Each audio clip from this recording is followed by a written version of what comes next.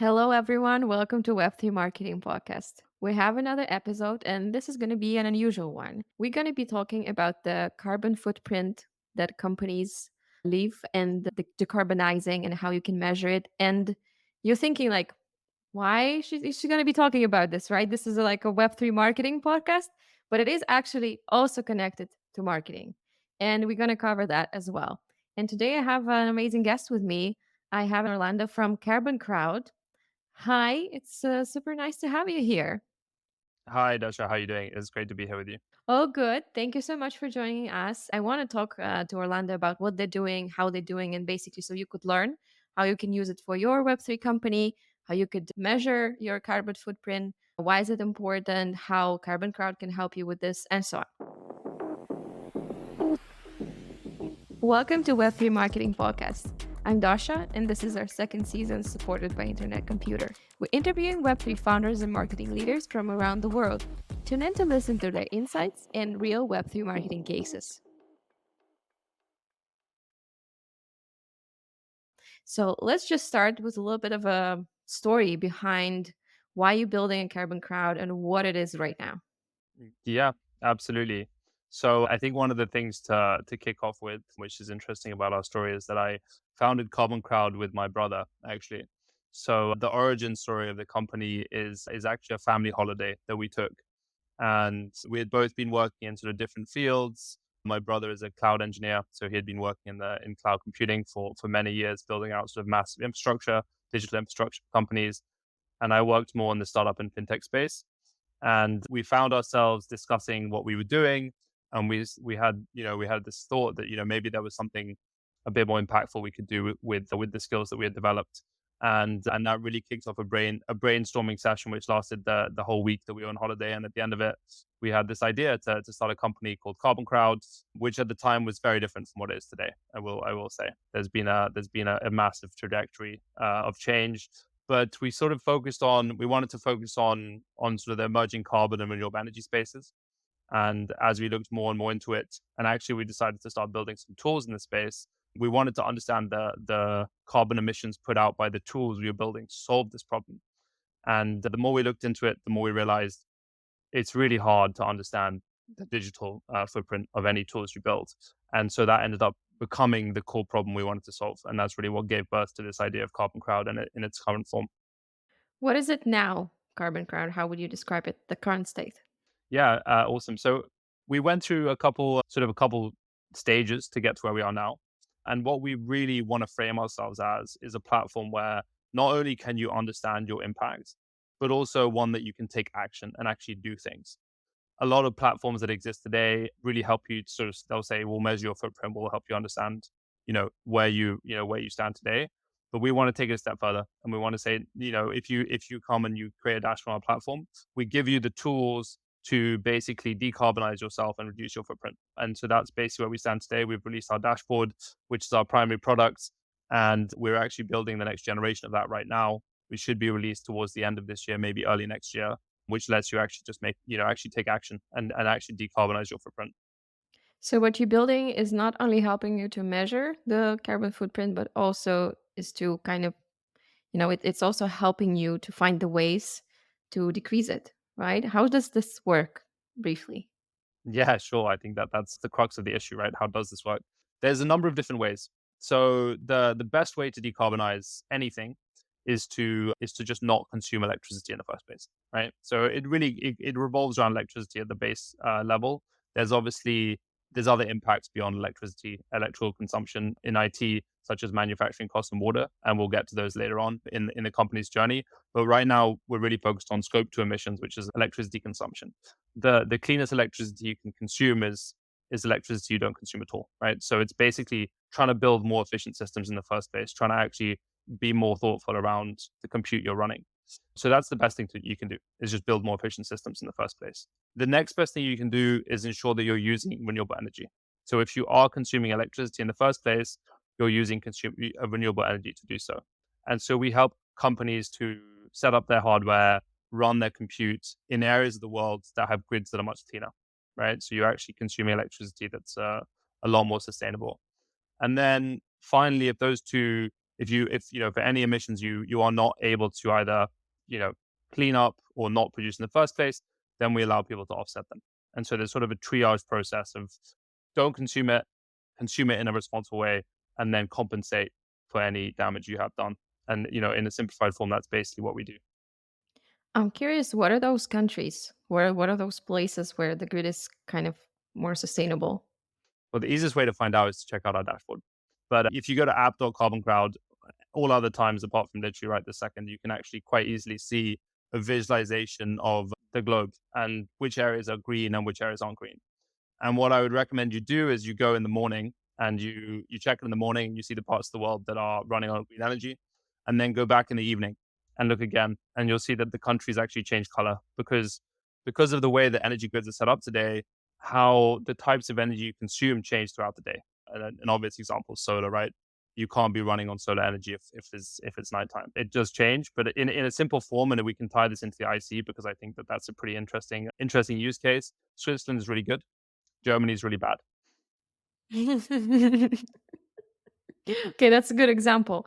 By the way, you mentioned the internet computer, right? And your dashboard right now, the version that's been rolled out and everyone can look at it, it's based on the data from internet computer blockchain, right? How did this partnership happen? Like, why did you decide to go with them? Curious about that story. Again, it was a series of events that brought us to the internet computer. There was right at the beginning of the internet computer journey. There was a small community in London that where I was based at the time. That was very interested in this technology, and I was working in the fintech space. So I was hearing all this talk, but I didn't really know I didn't know much about it. But it turned out that one of my great friends and actually my housemate at the time, Luke Dugdale, who's the founder of Funded and Plug, well, he's my housemate basically. So he kept talking about this thing, and he was very obsessed with it. And he spent a year basically just reading about it and talking to me about it. And the more I understood about the technology and the more I understood about, what could be done, the more interested I became. And so when this company idea came to fruition, the two sort of conversations merged and we ended up, well, looking pretty closely at the internet computer. And then we can get into the more specifics of it, but it turns out we actually sort of struck gold with the IC because of the way the infrastructure is set up and because of the high spec of hardware they have to use, and also the ability for them to read the electricity consumption of the hardware. We were able to much more quickly develop our technology than had we worked with other chains. So it sort of all those confluence of things came together to line up pretty nicely. This episode is supported by Internet Computer, and we want to tell you about their amazing Definity Grant program. We've actually received their community grant ourselves. So if you are a developer, researcher, or educator working on blockchain or AI technology, you can receive this grant too. The Definity Grant program can give you up to $100,000 in funding, as well as support and exposure through the ICP ecosystem. You can read more about the grant in the description down below. And if you decide to apply, fill out our form. We will chat with everyone who applies and recommend the best projects to ICP. Don't miss this chance to get funding and join the community of innovators. So, what was the agreement between you and IC? If you can share this, like, did you get the grant, one of their grants, or like what was it was just a partnership? Yeah, the IC basically was really forward looking in this, and we went up to them with this idea of saying, we can actually do something pretty cool with your technology, and they backed us basically to do that. So can't remember exactly how it went down, but I think they gave us like a small grant to sort of explore this and do the research, so the scientific research behind it. And then we used that to build our first product, which helped us to win a prize in the Supernova Hackathon, which was sort of the middle of last year. And those two things really catapulted us into a position where we could develop something pretty interesting. So now you have the dashboard for the internet computer, and you're trying to build more for different companies. And like, what is your own marketing, or you can say business development strategy there? Yeah, sure. Absolutely. So the idea is to win, we specialize in cloud computing. We specialize specifically in blockchains. And so we really wanted to become good in one niche and basically master one niche, so that we could really play with the big boys. Basically, it's hard when you're a really early company to make a name for yourself in a massive industry. And so you kind of have to find your niche. And when we were doing our market analysis right at the beginning, we said, okay, how do we find a niche? How do we get a foothold in an industry? And blockchain had sort of three things that lined up really, really well for us to target it as a niche, as a vertical. One is that the reputation was obviously pretty bad. So there was a lot of heat going around about blockchain, specifically Bitcoin. And so there was quite a lot that people, especially chains that weren't as polluting, wanted to basically prove. Then they are very technical, right? So we had teams of people who are really intelligent and very technical and able to support us with our development really, really quickly, which was huge. Basically, that allowed us to iterate much more quickly, and yeah, and that basically then created the urgency that we needed to target this thing. So we started with the IC, and we're working with a couple other chains in sort of various projects. We don't always do the dashboard as the first step. Basically, we provide a number of different services, basically fully vertically integrated like cloud solutions. And so we're helping with some with consulting, we're helping some with setting up hardware, and then with the IC, we're building out for the next generation. So that's basically where we start, and then all the technology we build around this is totally applicable to any other industry that consumes electricity in a similar manner, which is IoT, other cloud networks, electric car networks, and so then we'll expand from there. You also mentioned to me before that you work with knots, right? How is Yes, this yeah. like incorporated in the strategy? Basically, because we have the knowledge to set up hardware, right? And actually, people came to us and asked us if we could set up hardware.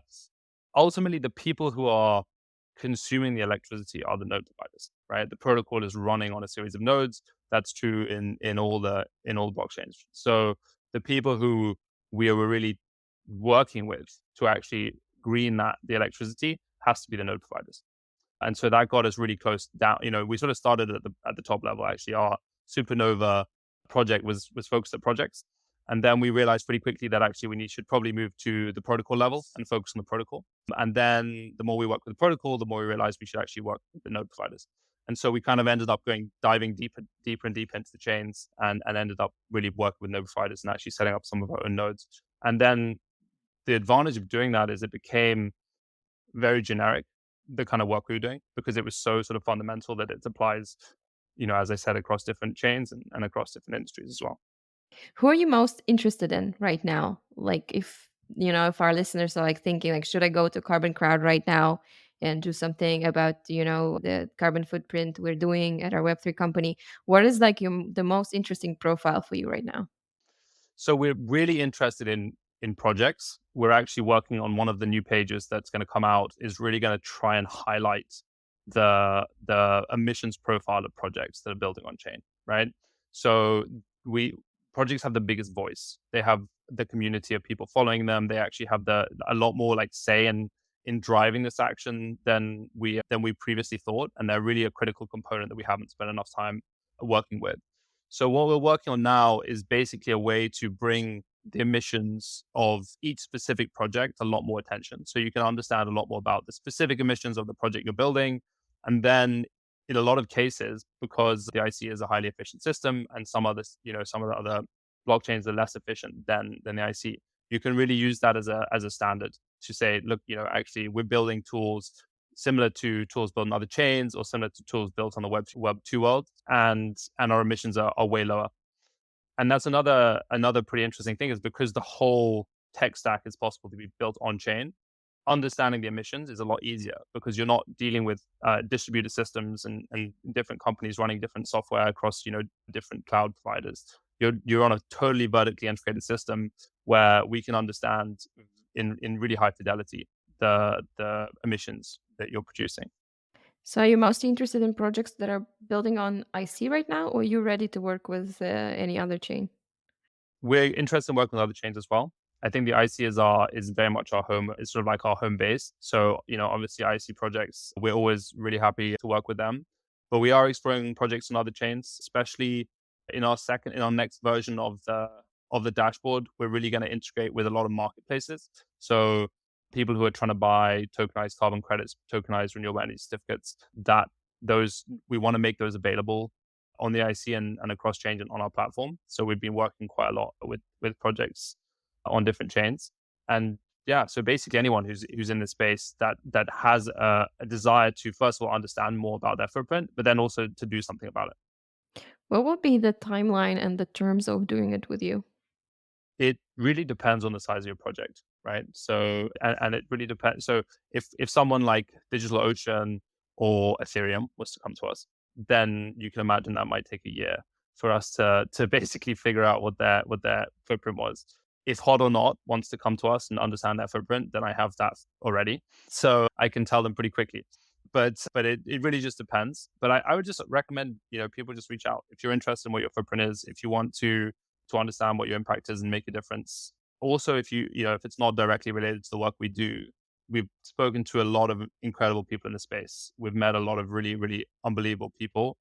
And I think one really cool thing about working in the sustainability space is people are so friendly and open to help. The problem we're trying to solve is so massive that everyone is like very collaborative in the approach. And so, a lot of people I've met, I'm very happy to make introductions. I'm very happy to share knowledge with people if they're trying to make a difference.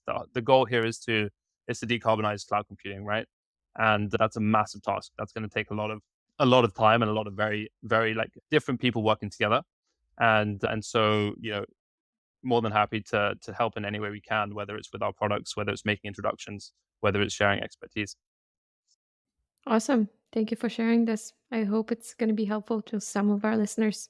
What about Web2 companies? You mentioned Internet of Things, right? You mentioned that you're about cloud computing in general. Do you work with some Web2 companies right now on their dashboards, or like do you plan to?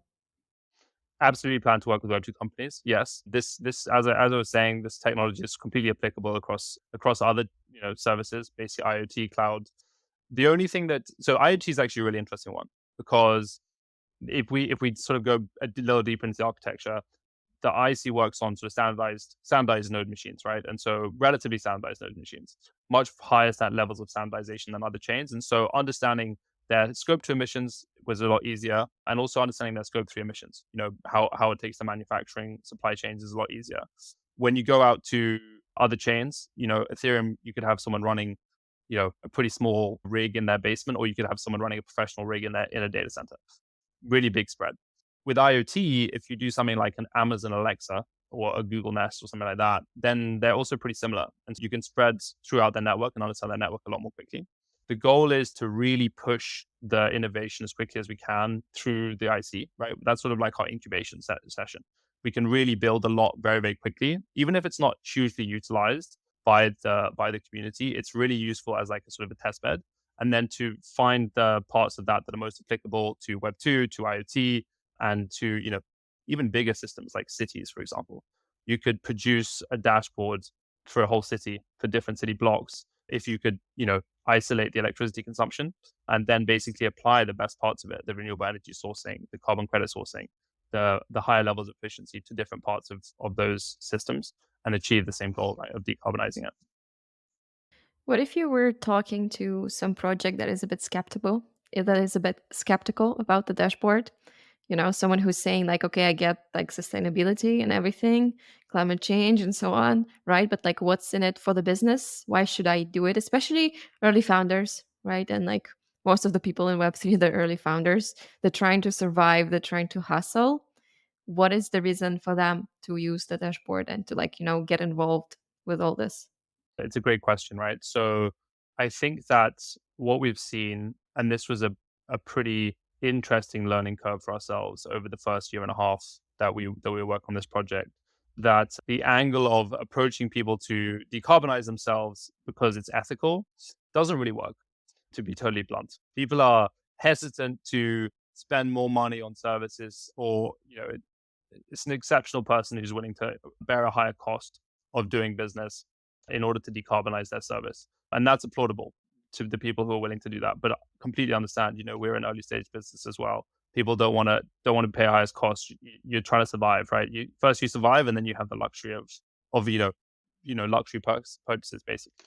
So that was tough at the beginning to learn that lesson. So we started to explore sort of different avenues of, okay, what's useful? How does what we do provide value for other businesses? And I think that brings us pretty nicely to, I guess, the central theme of this podcast, right? Marketing. And that's basically what we found is one of the most efficient channels, right? There's two really efficient ways that you can sell what we do. One is regulation. One is basically, there's government regulation that's coming and you have to basically understand your footprint and find ways to decarbonize it. Very dry topic that we can skip. The other one is marketing, right? Consumers increasingly want to understand the impact they're having when they use people's products. Consumers are increasingly aware of what one product's impact on the planet is versus a substitutable product. And so you're able to display to your clients that actually you're doing less damage to the world or actually making a positive impact on the world. And that drives increased user adoption in some cases, and that drives revenue. And especially at the start, revenue is king, right? So marketing is a huge benefit of understanding your footprint, understanding in some cases that it's a lot less than you think, realizing that it doesn't cost as much as you think to reduce it, and then using that as a way to attract people who are, take that into consideration when they make their buying decisions. So it's basically a super Web3 way to get into this sustainability topic with your Web3 company, right? And start doing something about it, but not like in a, not in a Web2 way, in a pure Web3 way. Yeah, exactly. Exactly. And actually maybe I can give you another example, which is like the most Web3 part of this whole project that we're doing right now, is when we release this new update on the dashboard, we'll have the ability for people to take action in areas that in without having to create an account, right? Because we don't have to, because in the Web3 world, it's so much more open and it's so much more transparent. There's the ability for someone to go and actually buy renewable energy for a node that they're using without asking the node provider whether they need to do that or not. They can basically do that, and we can link those two transactions up in a trustless way and say, hey, this project is running on these nodes. The bigger projects in the IC ecosystem sometimes take entire subnets. And actually, you can go and actually buy renewable energy for the company that you're working with without the company having to do anything. And so you can actually really make it a community effort, right? The community can get involved and actually make a difference themselves. You don't always have to wait for the decision makers, the power holders to take action. Awesome. So you basically create a pathway for end users to contribute to this topic, right? To help the company. I think it can also work great with the DAOs, right? Where it's kind of the DAO decides if they want to take part in this, and then if they vote positively for this, they can just go ahead and do it, which just kind of makes sense to me. Yeah, I think a DAO is a really interesting use case with sustainability, right? It's a collective problem we're trying to solve. And as I said earlier, it makes sense to solve it collectively. So I think, you know, the use cases of DAOs, we have thought about this as well. And, anyone listening, feel free to shoot me your opinion on this. But the real work we do that we've spent most of our time doing is on data collection and data analysis, right? And sourcing the right credits and understanding the standards and really like making sure that what we're doing on the back end is really robust. What we do on the front end is sort of a way for us to demonstrate what we've done and also allow you to interact with this data on the back end. And so if people have ideas, if people want to actually spend time adding graphics to the front of our dashboards and things and interacting with our dashboards, then, we're open to like collaboration on that, and potentially even open sourcing our whole front end and basically saying, hey, whatever you want to do on this front end that you think is going to be useful for you in your projects, feel free. Because the work that we really need to focus on is the data on the back end. Sounds cool. I'm glad you shared it. Maybe someone will be interested in it. We just, by the way, recorded one super interesting episode about DAOs with one of the IC projects. That's why I remembered. So Which now with Open Chat, very cool. I love the guys. Yeah, I haven't. I think I briefly met them at an IC meetup, but Open Chat is another project that we hopefully should be able to do the entire emissions for, because I think they also spread across entire subnets. And so one interesting use case could be for the Open Chat DAO to decide that they want to actually mitigate their own emissions.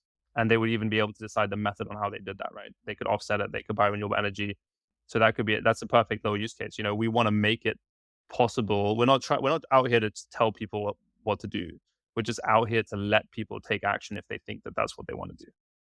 Yeah. Yeah. Well, this is exactly why I thought about that, because I was like, oh, that might be the case. Okay, cool. Making connections during recording the podcast. I like that one. Yeah. So because this is a marketing podcast, I definitely want to ask you about your own experience, and for everyone to be able to learn from it. You as a founder, as someone who had to get this thing going from the ground, from the scratch. What was the go-to market strategy? What were the struggles? Who helped or what did you do to solve them? Okay, well, I can start with the main one, right? This is the main problem, and I've had a few other ventures, and I know that this is a really sort of one of the biggest problems, and it's just clarity of messaging. That's really, really where it all starts.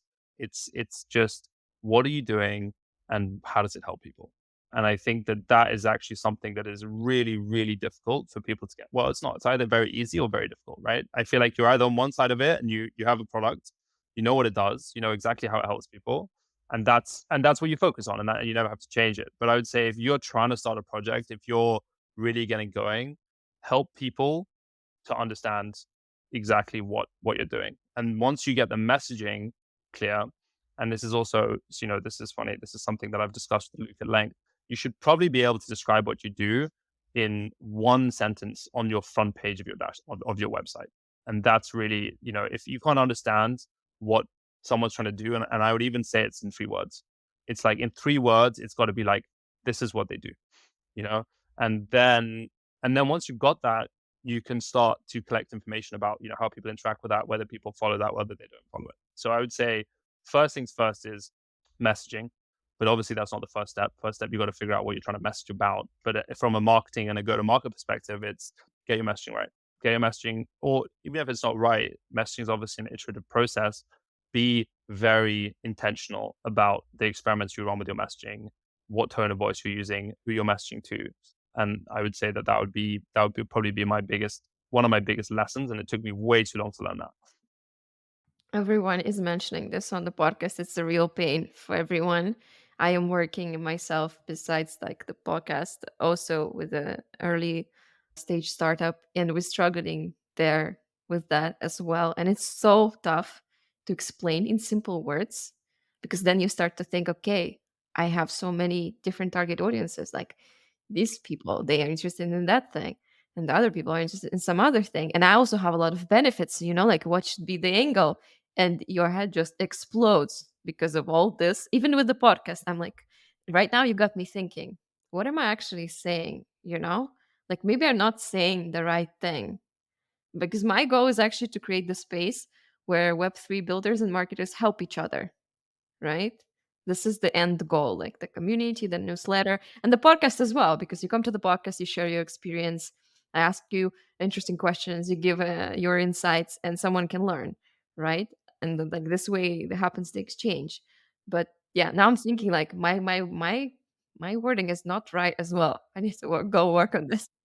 Maybe you need to get a few different founders on this podcast at the same time, and then they can they can hash out problems between each other, and that might help that journey a little bit.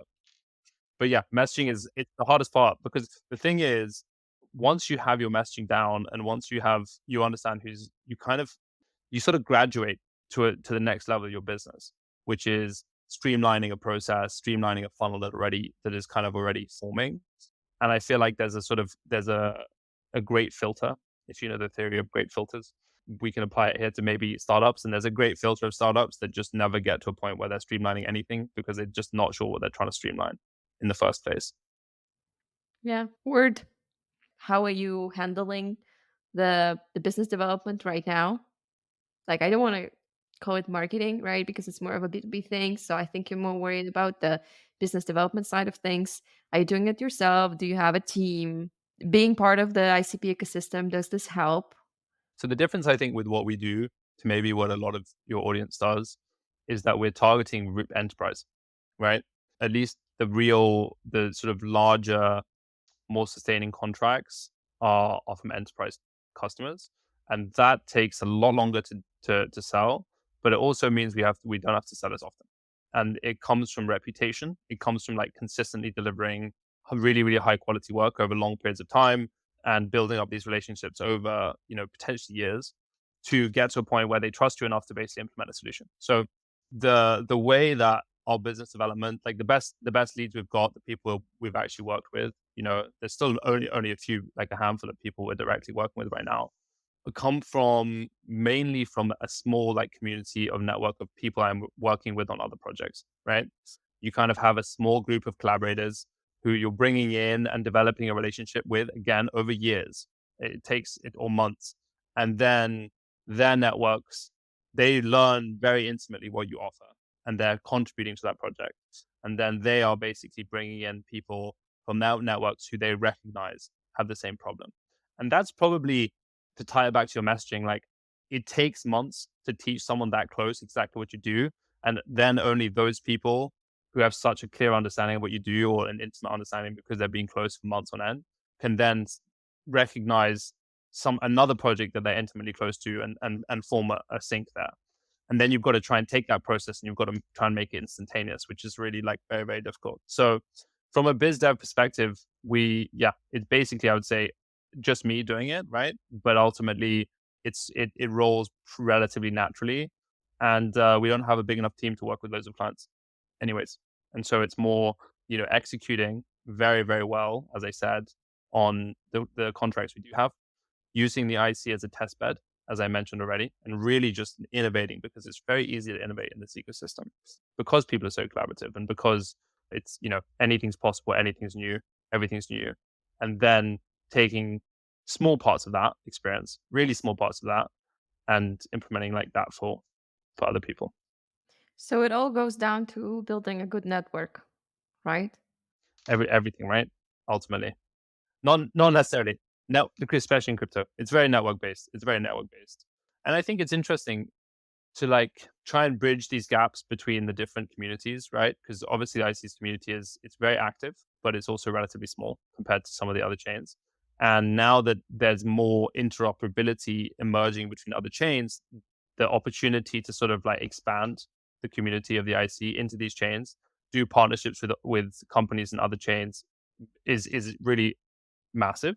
It's really becoming exciting, and that should be something that the community is really sort of looking to do, especially if you're trying to, if you're trying to sell products, right? It's like, if you can sell your product to the whole EVM world, then that's pretty amazing. So find the people who are doing that. I know there's one project who's building that right now. They're the project to make sure they get that right on the IC, and then we can, sort of expand as the community into other areas. Yeah, thank you so much for sharing this. I think it's an awesome insight, because sometimes someone who wants to get into B2B business, they're like, okay, I have this company now, right? What to do? Where are the clients? And sometimes you try to go the marketing way, you try to go some long way. But from my experience, working in startups and with startups in Web3, the easiest way is just to start building your network. Just like really knock on them Twitter doors of those people and LinkedIn doors. Don't forget about those, because a lot of people on Web3 are on LinkedIn as well, like former Web2 builders, right? So it's a lot about just reaching out to people and not being afraid and making that wording right. So you're able to explain in a super short message, what are you building, and like, how it can help and so on. And you have the funniest like come around. So I had this conversation with someone a year and a half ago, and I actually had forgotten that we had spoken. And so I asked to be introduced by another one of my contacts. This was yesterday. So I asked literally one of my other contacts to introduce me to this guy, because I said I really need to speak to him. And I got the introduction, and then he sent a message back saying, "Hey Orlando, great to hear from you. We spoke a year ago." And I was like, "Oh my goodness, I actually know this person." So, and I took that one of two ways. First, terrible embarrassment. I was like, "Oh no, that was a real mess up." And secondly, it's, I have spoken to so many really interesting people over the last year and a half.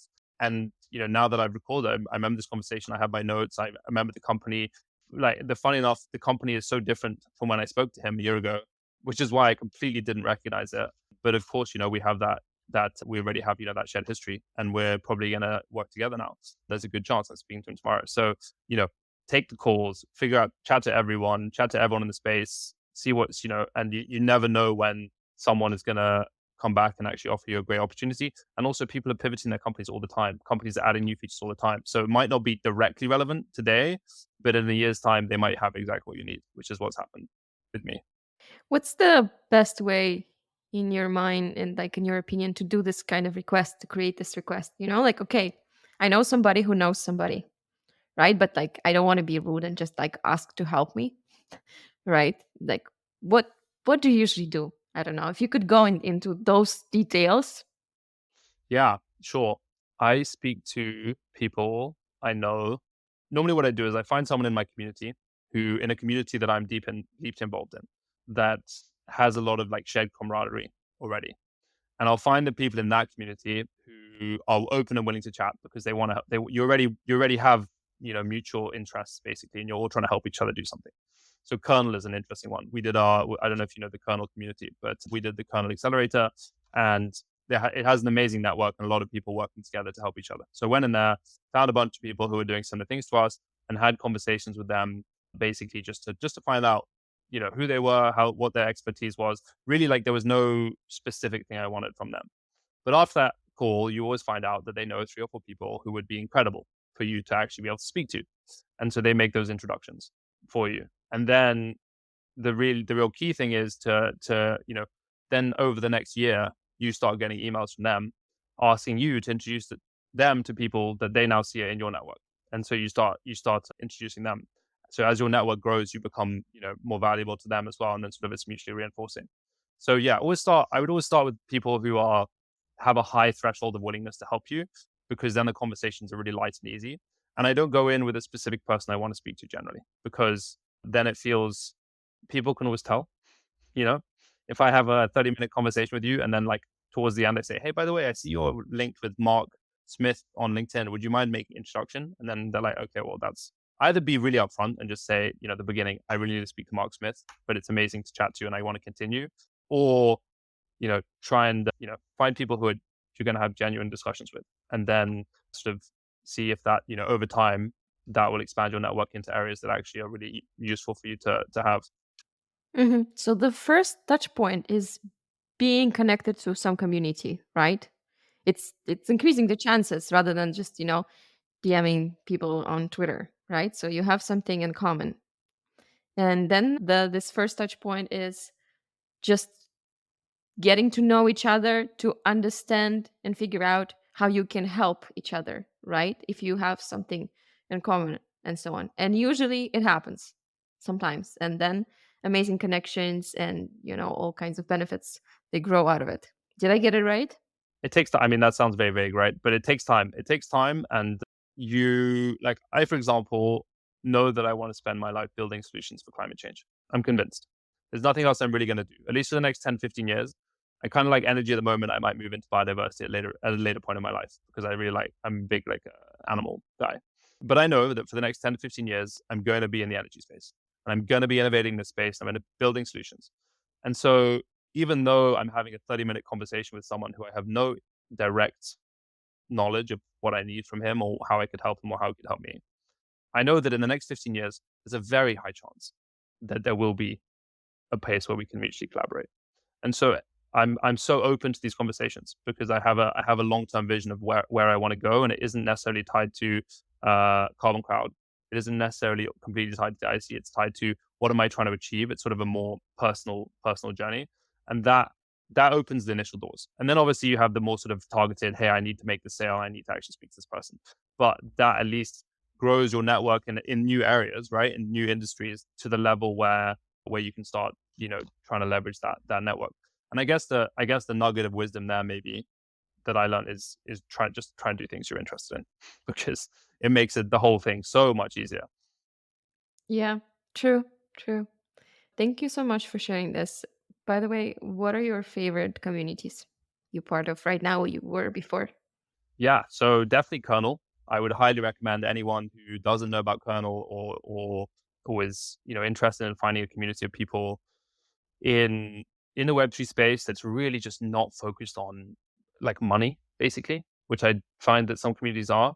They're just focused on they're sort of more idealistic in a way, and more interested in greater purposes, greater paths, and obviously achieving great success on the way. But it was such an eye opening experience to be part of that community. So I mean, maybe I'm making an obvious statement there. I don't know, but definitely if you don't know the Curl community, that's a huge one I'd recommend. There's one that I'm part of. I live in Amsterdam now, called the Climate Lab, which is been really interesting. It's a very small one, and it's solely focused on Amsterdam.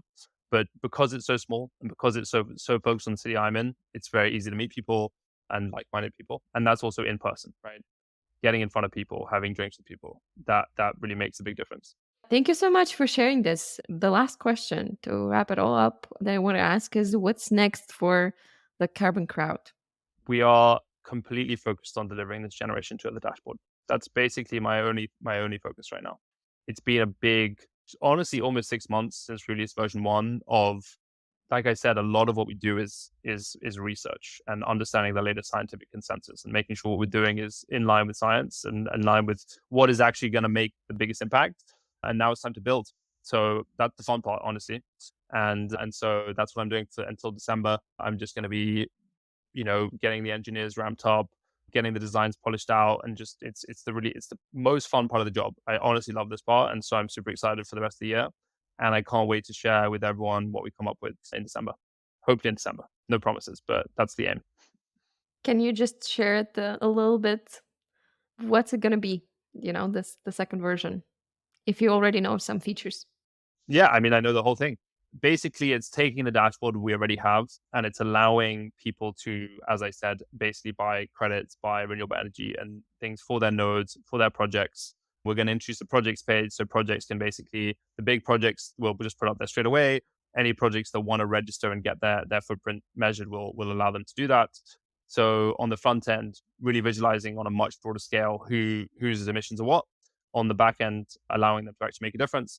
And then in the middle, building it in such a way that, and this is really the long-term vision, that anyone who launches a token on the IC and other chains in the future, anyone who tokenizes renewable energy certificates, anyone who comes up with any kind of solution to a climate problem can integrate their solution into our platform. And basically, we want to make our platform a place where anyone who's innovating in the space can use to basically bring awareness to their solution and actually just sell their solution to our platform. That's the goal. Awesome. I love your plans. I can't wait to see the second version of the dashboard. We're both part of the IC community, so I'm definitely sure that I will see it once it's released. Last question, very last one for our listeners. What's the best way to get in touch with you? Best way to get in touch with me, maybe Telegram at Orhut, basically at ORLHUT. That's basically my handle on every single platform, Twitter, as well. So if you whatever platform you're on, chuck at Orhut, I think Discord as well, you'll probably find me. Awesome. Thank you so much, Orlando. It was amazing to chat with you. And thank you for sharing all your knowledge and your story. No worries, absolute pleasure. Thank you. Thanks for listening. If you enjoyed this episode, like and follow us for more. We also have a newsletter and a Telegram channel. Check it out at web3marketingpodcast.com. See you in the next episode.